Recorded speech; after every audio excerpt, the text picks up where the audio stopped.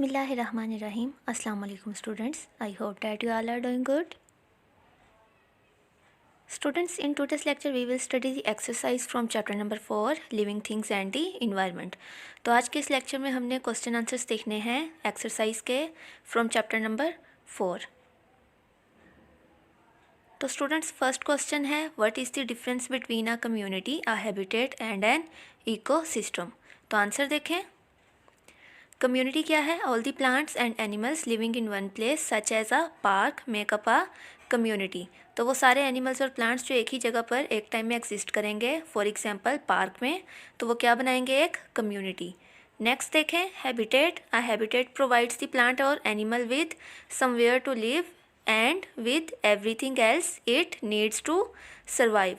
तो हैबिटेट क्या होता है? हैबिटेट सिंपल हम होम को कह सकते हैं, यानी घर, यानी रहने की जगह. तो हैबिटेट क्या प्रोवाइड करता है? प्लांट और एनिमल्स को रहने की जगह और वो तमाम ज़रूरियात जो उनको सर्वाइव करने के लिए चाहिए होती हैं, तो उसको हम क्या कहते हैं? हैबिटेट.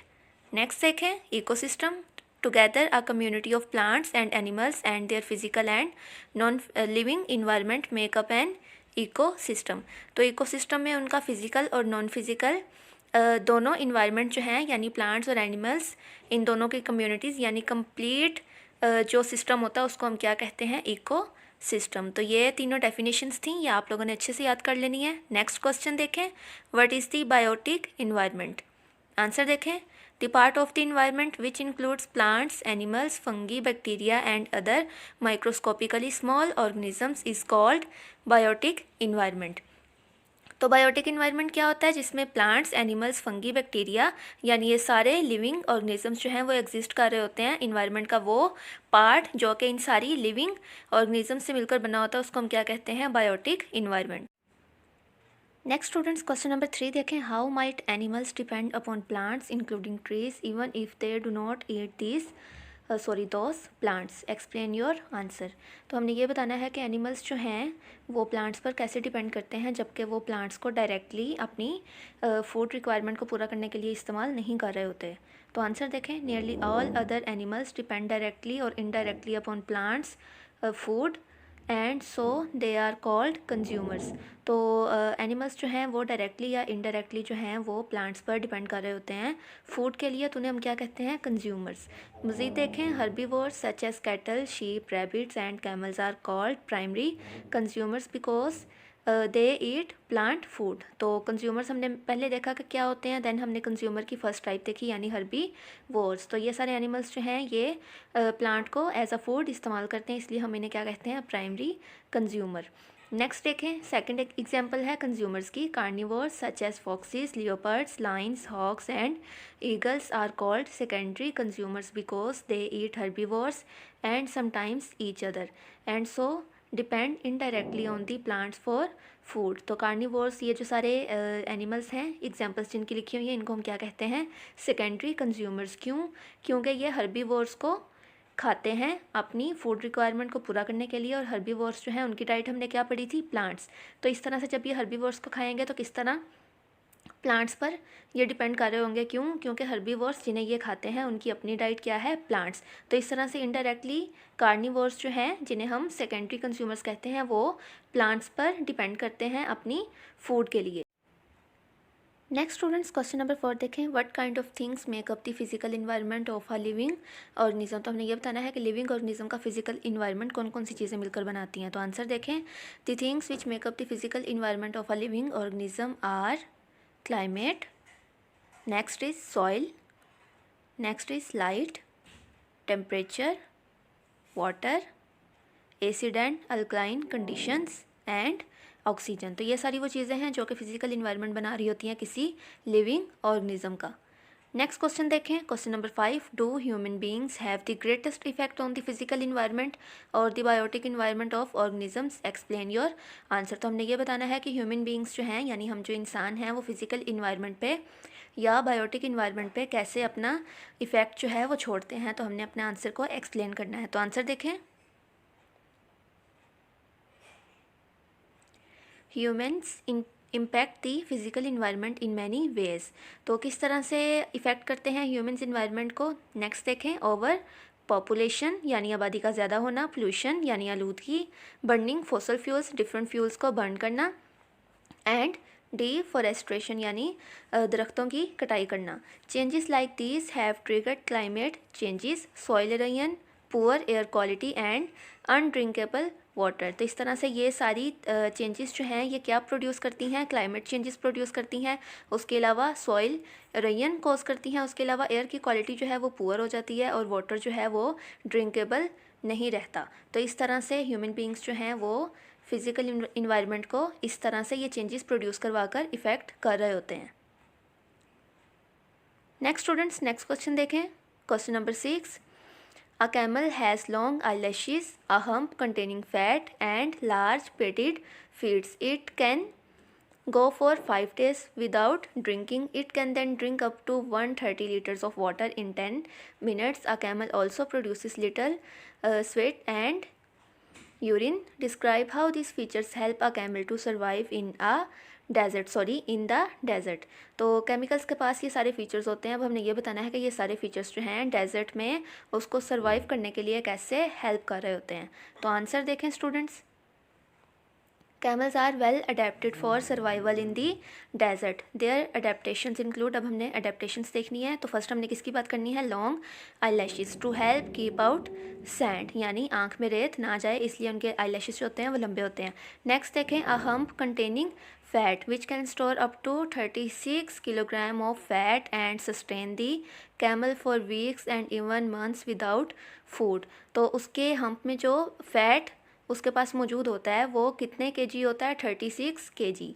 तो इस तरह से वो क्या करता है, कैमल को बहुत सारे हफ्तों के लिए यानी 4 वीक्स सस्टेन रखता है उसकी हेल्थ को, ताकि वो विदाउट फूड जो है वो सर्वाइव कर सके। जब उसके पास फूड अवेलेबल नहीं होती तो यही फैट जो है वो ब्रेक होकर उसको एनर्जी प्रोवाइड करता है। नेक्स्ट देखें, लार्ज पेडिड फीड्स। तो क्यों होते हैं उसके बड़े बड़े फीड्स क्यों होते हैं, to spread their weight on sand. तो डेजर्ट की रेत पर अच्छे से चलने के लिए उनके वेट को स्प्रेड करने के लिए ये उनके फीड्स जो हैं उन्हें हेल्प आउट कर रहे होते हैं। नेक्स्ट देखें, the ability to go for a long time without water because it can drink up to 130 litres of water in 10 minutes and produces little sweat and urine.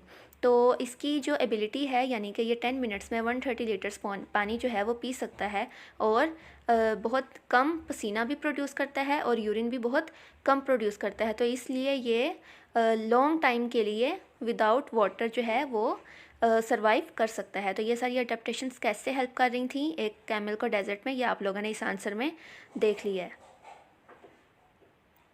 Next students देखें question number 7, make a table with 6 columns with the following headings, producers, primary consumers, secondary consumers, parasites, scavengers and decomposers. Write the names of these organisms in correct column: cow, buttercup, plant, lion, bread mold, a kind of fungus, lettuce, earthworm, flea, caterpillar, tapeworm, crow, mushroom, fox, leech. Choose some more organisms to add to the list। तो हमने क्या करना है, 6 columns बनाने हैं। किस headings के साथ, हेडिंग्स जो हैं वो ऊपर मौजूद हैं फर्स्ट लाइन में। देन हमने क्या करना है, हर हेडिंग के अंदर सूटेबल ऑर्गेनिज्म को पुट करना है उसकी कैटेगरी को देखते हुए। तो हमने कुछ एक्स्ट्रा ऑर्गेनिज्म भी ऐड करने हैं उस लिस्ट में। तो आंसर देखें स्टूडेंट्स, ये आपको कॉलम नज़र आ रहे हैं, 6 कॉलम्स हैं। देखें हेडिंग्स क्या हैं। फर्स्ट कॉलम की हेडिंग लेफ्ट साइड से मैं पढ़ रही हूँ, प्रोड्यूसर्स। सेकंड देखें primary consumers, third heading secondary consumers, fourth heading है पैरासाइट्स, फिफ्थ हेडिंग है स्केवेंजर्स एंड लास्ट हेडिंग है सिक्स्थ हेडिंग डीकम्पोजर्स। तो हमने प्रोड्यूसर्स वाले कॉलम में हमने सूटेबल ऑर्गेनिजम्स ऐड करने हैं। तो कौन से ऑर्गेनिजम्स जो हैं वो प्रोड्यूसर्स वाली हेडिंग में जाएंगे, प्लांट्स, बटरकप प्लांट। क्यों? क्योंकि प्रोड्यूसर्स क्या होते हैं, वो अपनी फूड जो है वो खुद प्रिपेयर कर सकते हैं। तो इस तरह से हम एक्स्ट्रा जो इस लिस्ट में ऐड करेंगे वो क्या है, अदर प्लांट्स, यानी जितने भी प्लांट्स हैं वो क्या है, सारे प्रोड्यूसर्स हैं। देन देखें प्राइमरी कंज्यूमर्स, तो काऊ क्या है, वो एक प्राइमरी कंज्यूमर है। तो अदर्स देखें, हम अगर मज़ीद हम इस कॉलम में ऐड करना चाहें अदर एनिमल्स, तो देखें कैटल एंड शीप्स, ये भी क्या है, प्राइमरी कंज्यूमर्स। तो प्राइमरी कंज्यूमर्स क्या होते हैं, जो कि प्लांट को एज अ फूड इस्तेमाल कर रहे होते हैं डायरेक्टली।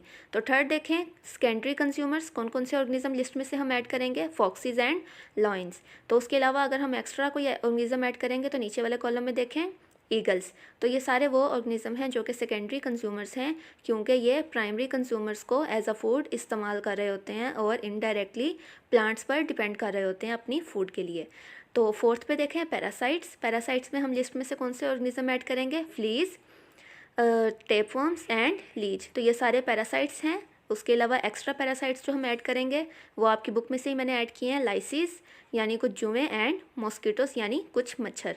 तो ये सारे जो हैं वो पैरासाइट्स हैं, और पैरासाइट्स आपको पता है अपने होस्ट से बेनिफिट ले रहे होते हैं और इन रिटर्न उनको नुकसान पहुंचा रहे होते हैं। नेक्स्ट देखें फिफ्थ कॉलम में स्कैवेंजर्स। स्कैवेंजर्स में हम लोगों ने किसको ऐड करेंगे, हम क्रो को।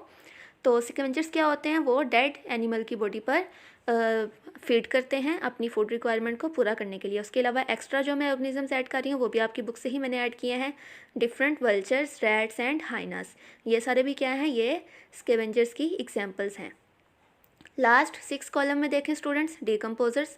डिकम्पोजर्स क्या होते हैं, ब्रेड मोल्ड्स यानी कि फंगस वो क्या कर रही होती हैं, डिकम्पोज कर रही होती हैं डिकेड मटेरियल को और वहाँ से अपने न्यूट्रिएंट्स की रिक्वायरमेंट पूरा कर रही होती हैं। नेक्स्ट मज़ीद अगर एक्स्ट्रा ऐड करें हम इस कॉलम में तो वो क्या है, मशरूम्स। वो भी क्या है, एक फंगस की ही टाइप हैं, तो वो भी किस कैटेगरी में आएंगे, डिकम्पोजर्स की कैटेगरी में।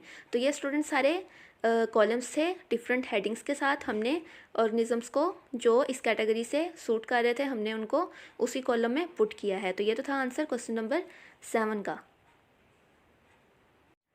नेक्स्ट स्टूडेंट्स क्वेश्चन नंबर 8 देखें, how are the teeth and other body parts of a herbivore adapted और suited to its diet, how is a carnivore adapted to its diet. तो हमने पहले ये बताना है कि हर्बीवोर जो है उसकी डाइट के अकॉर्डिंग उसके बॉडी पार्ट्स जो हैं उनके पास क्या अडेप्टेशंस होती हैं, यानी वो कैसे स्पेशलाइज्ड होते हैं अपनी डाइट को लेकर, और देन कार्निवोर्स जो हैं उनके पास कौन सी अडेप्टेशंस होती हैं अपनी डाइट के according.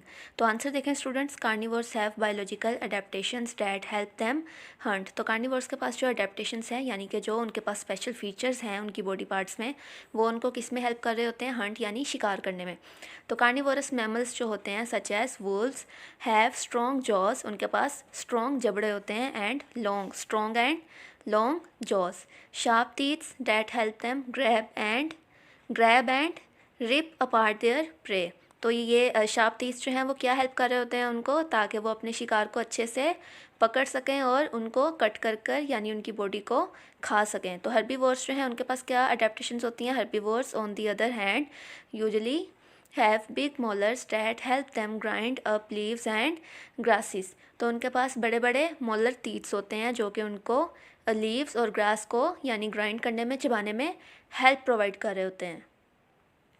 Next students question number 9 देखें, in general why would you expect a carnivore to be a camouflage and B क्या है, लार्जर देन अ हर्बीवोर। तो आंसर क्या है, carnivore use camouflage to mask their location, identity and movement. तो camouflage का मतलब क्या होता है, यानी अपनी पहचान छुपाना यानी कि बेस बदलना। तो कार्निवोर्स जो हैं ऐसा क्यों करते हैं, ताकि वो अपनी लोकेशन को, अपनी आइडेंटिटी को और अपनी मूवमेंट को छुपा सकें। क्यों, this allow prey to avoid predators. तो इस तरह से वो अपने शिकार को पकड़ सकते हैं ईजीली। देन आगे देखें, herbivores are plant eaters while the carnivores eat herbivores and depend on them for their food and energy. Therefore we expect a carnivore to be a camouflaged and to be larger than a herbivore. तो क्योंकि herbivores जो हैं वो plant eaters होते हैं, जबकि carnivores क्या होते हैं, वो हर्बीवोर्स को खा रहे होते हैं। तो इस तरह से कार्निवोर्स क्या हैं, वो अपनी फूड और एनर्जी के लिए हर्बीवोर्स पर डिपेंड कर रहे होते हैं। इसीलिए हम जो हैं वो एक्सपेक्ट करते हैं कि कार्निवोर्स जो हैं वो लार्जर हैं किससे, as compare to herbivores. Next students question number 10 देखें, why are herbivorous animals generally poor fighters and better at defence than attack. तो आंसर देखें, herbivores do not hunt for food, क्योंकि हर्बीवोर्स जो हैं वो प्लांट ईटर्स होते हैं तो उनको शिकार करने की ज़रूरत नहीं होती। So have no outstanding features for fighting, इसलिए फाइटिंग के लिए उनके पास कोई स्पेशल फीचर्स नहीं होते। They defend themselves by running away and hiding to stay alive, तो उनके पास क्या फ़ीचर होते हैं अपने आप को डिफेंड करने के लिए?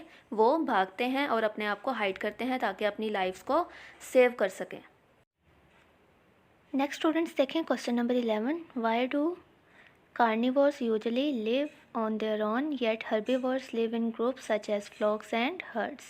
तो आंसर देखें students, carnivores live on their own because they hunt other animals on their own to fulfill their stomach।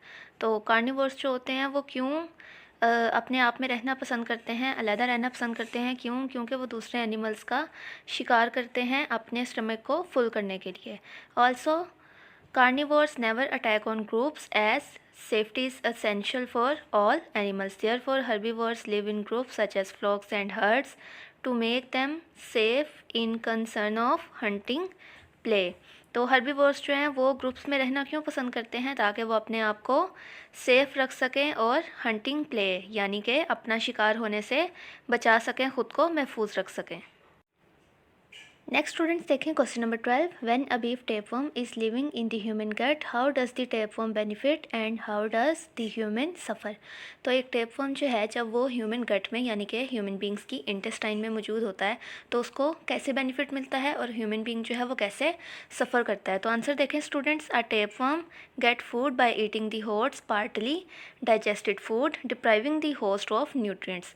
तो जब ह्यूमन की बॉडी में इंटेस्टाइन्स में पार्टली डाइजेस्टेड फूड यानी कि हज़म हुई खुराक जो है वो जैसे ही ह्यूमन बॉडी की इंटेस्टाइन में एंट्री लेगी तो टेपवर्म जो है जो पहले से इंटेस्टाइन में मौजूद है वो क्या करेगा, उस फूड से अपनी फूड डिमांड जो है वो फुलफ़िल करेगा और इन रिटर्न ह्यूमन बींग्स को न्यूट्रिएंट्स की कमी का सामना करना पड़ेगा। यानी उसकी फूड में जो न्यूट्रिएंट्स मौजूद होंगे वो टेपवर्म यूज़ कर लेगा और ह्यूमन बींग्स को उन न्यूट्रिएंट्स की कमी फेस करनी पड़ेगी।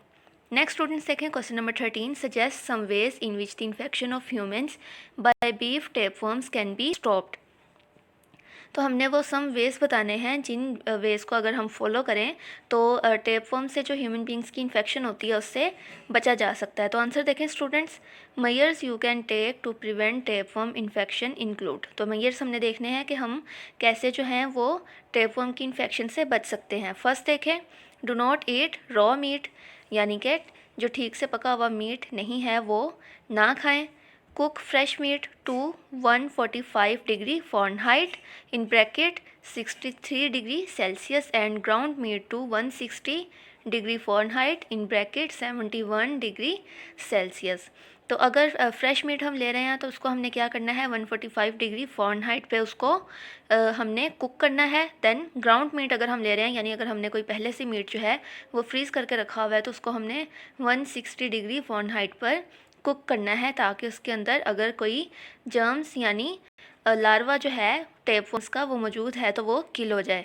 नेक्स्ट देखें, freezing meat is not are reliable because it may not kill all eggs. तो फ्रीजिंग मीट, अगर आप फ्रीजिंग मीट को ये समझ रहे हैं कि वो बिल्कुल सेफ़ है तो वो रिलायबल नहीं होगा। क्यों? क्योंकि फ्रीजिंग मीट जो है उसके अंदर अगर एग्स मौजूद होंगे तो वो अलाइव होंगे, वो किल नहीं होंगे। नेक्स्ट देखें students, wash hands well after using the toilet specially after a bowel movement. तो स्टूडेंट्स, बाउल मूवमेंट के बाद, टॉयलेट के बाद हैंड्स वॉशिंग जो हैं अगर आप उनको प्रॉपरली वॉश करें तो ये सारे रूल्स जो हैं वो फॉलो करते हुए, ये सारी प्रिवेंशन मेजर्स फॉलो करते हुए हम टेपवर्म की इन्फेक्शन से बच सकते हैं। नेक्स्ट देखें students question number 14, does a parasite have any special problem not usually met with by other plants and animals, explain your answer. तो आंसर देखें students, no, parasitism involves 2 organisms and 1 organism lives completely at the expense of the other. तो क्या पूछा गया है question में कि parasite जो है, क्या कोई ऐसा पैरासाइट है जिसकी स्पेशल प्रॉब्लम्स हों जो कि प्लांट्स और एनिमल्स जो हैं वो नहीं बर्दाश्त कर सकते हैं। तो पैरासाइटिज़म में हमने क्या पढ़ा था कि पैरासाइटिज़म में 2 ऑर्गेनिज़म मौजूद होते हैं जिसमें एक ऑर्गेनिज़म जो है वो दूसरे ऑर्गेनिज़म की बेसिस पर यानी उसकी लाइफ पर और उसकी फूड पर डिपेंड कर रहा होता है। तो नेक्स्ट देखें second line, a parasite get its food from the living body of another organism called the host. तो जिस बॉडी से पैरासाइट जो है वो बेनिफिट हासिल कर रहा होता है, अपनी फूड ले रहा होता है, उसको हम क्या कहते हैं? Host. And unlike a predator, a parasite does not deliberately try to kill its host as these would kill of its supply of food। तो एक शिकारी की तरह जो शिकार करते हैं एनिमल्स दूसरों का, उनकी तरह पैरासाइट्स जो हैं वो अपने होस्ट को किल नहीं करते। क्यों? क्योंकि अगर वो अपने होस्ट को किल करेंगे तो ज़ाहिर बात है वो जो फूड सप्लाई उनको मिल रही है अपने होस्ट से, वो उस फूड सप्लाई से महरूम हो जाएंगे, उन्हें वो फूड जो है वो देन प्रॉपरली नहीं मिलेगी। इसलिए पैरासाइट्स जो हैं वो अपने होस्ट को किल नहीं करते। नेक्स्ट स्टूडेंट्स, क्वेश्चन नंबर 15 देखें। What would happen if all the bacteria on this planet suddenly dead. अगर इस प्लैनेट पर जितने भी बैक्टीरियाज मौजूद हैं वो अगर अचानक मर जाएं तो क्या होगा? आंसर देखें। If all the bacteria on this planet suddenly dead, the process decomposition would not take place and dead remains will remain still all over the world. तो बैक्टीरियाज के बारे में हमने क्या पढ़ा था कि वो एक प्रोसेस करवा रहे होते हैं जिसे हम क्या कहते हैं? डिकम्पोजिशन। तो जितना भी डिके और डेड मटेरियल होता है उसके ऊपर एक्ट करते हैं बैक्टीरियाज, अपनी डाइट को अटेन करते हैं, वहाँ से अपनी फूड सप्लाई को फुलफ़िल करते हैं, फूड रिक्वायरमेंट को फुलफ़िल करते हैं और देन उस मटेरियल को डिके करके सॉइल में ऐड करवा देते हैं। यानी उसको क्या हम बोलते हैं कि उस सॉइल को ह्यूमस में कन्वर्ट करवा देते हैं, जो कि देन न्यूट्रिएंट डिमांड पूरी करती है डिफरेंट प्लांट्स की जो कि सॉइल पर ग्रो करते हैं। तो इस तरह से ये प्रोसेस जो है डिकम्पोजिशन का रुक जाएगा अगर इस प्लेनेट पे सारे बैक्टीरियाज जो हैं वो सडनली मर जाएं। नेक्स्ट स्टूडेंट्स, क्वेश्चन नंबर 16 देखें। व्हेन बीज and other nectar seeking insects visit flowers, how do the insects benefit, how do the flowers benefit. तो जब नेक्टर सीकिंग इंसेक्ट्स जो हैं वो फ्लावर्स को विजिट करते हैं, फ्लावर टू फ्लावर मूव करते हैं, तो इंसेक्ट्स जो हैं उनको खुद को कैसे फ़ायदा होता है और देन वो फ्लावर्स को कैसे बेनिफिट प्रोवाइड करते हैं। तो आंसर देखें students. Insects need flowers to get their food means nectar. तो इंसेक्ट्स जो हैं उनको फ्लावर की ज़रूरत क्यों होती है? ताकि वो फ्लावर की बॉडी में मौजूद जो नेक्टर है उसको सक कर सकें। And flowers need insect to help pollinate the seeds. और फ्लावर्स को इंसेक्ट की ज़रूरत क्यों होती है? ताकि इंसेक्ट जैसे ही एक फ्लावर से दूसरे फ्लावर तक मूव करें तो पोलन्स यानी जो सेल्स होते हैं जिन्होंने नया फ्लावर जो है, नया प्लांट जो है वो बनवाना होता है, वो एक फ्लावर से दूसरे फ्लावर तक मूव कर सकें, सीड्स जो हैं उनको मूव कर सकें। In this way both insect and flowers provide benefit to each other. तो इस तरह से फ्लावर और इंसेक्ट्स जो हैं दोनों ही एक दूसरे को बेनिफिट प्रोवाइड कर रहे होते हैं। तो स्टूडेंट्स ये थे क्वेश्चंस आप लोगों की एक्सरसाइज का चैप्टर नंबर 4 की। आप लोगों ने ये क्वेश्चंस जो हैं अपनी नोटबुक पर नोट कर लेने हैं और इनको अच्छे से लर्न कर लेना है। Thank you students for watching. Stay home, stay safe. Allah Hafiz.